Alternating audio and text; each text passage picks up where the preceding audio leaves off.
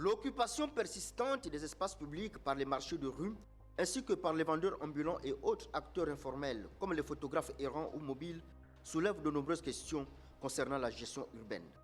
Cette problématique demeure un véritable marronnier pour les responsables municipaux. Reste à savoir qui tire les marrons du feu. Cette réalité endémique est un élément de défi pour les autorités, car les entrepreneurs de rue semblent défier l'autorité établie. Et cette situation engendre une pollution visuelle. L'esthétique urbaine est affectée, transformant la ville en un marché à ciel ouvert désordonné. La présence massive de commerçants perturbe le passage des piétons, rendant l'espace public moins accessible et agréable. Les vendeurs ambulants n'affichent pas seulement leur présence dans les rues, ils s'infiltrent également dans les administrations, gênant le bon fonctionnement des services publics.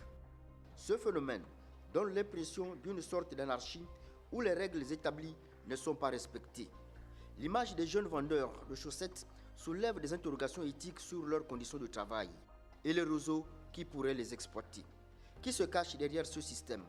Il serait crucial d'identifier les acteurs responsables pour mieux protéger ces jeunes qui, au lieu d'être assis sur les bancs de l'école, errent dans les rues comme vendeurs à la criée. Allez les gars, passez-moi cet appartement au peigne fin. Des tentatives de régularisation et de libération des trottoirs ont été déjà mises en place. Hélas, elles n'ont pas réussi à perdurer, semblant être de feu de paille face à la problématique profonde. Une question cruciale demeure. Ces commerçants payent-ils des taxes? Les hors-la-loi doivent être sanctionnés pour rétablir l'ordre. Jadis, l'on évoquait la restauration de l'ordre urbain, mais malheureusement, le désordre a eu le dessus sur l'ordre. Certainement que les ordres n'avaient pas été respectés. L'opinion publique ressent une véritable asphyxie due à ce désordre ambiant. Voilà colère. Il incombe aux nouvelles autorités municipales de rendre l'espace public accessible et agréable pour un développement urbain harmonieux et respectueux des citoyens.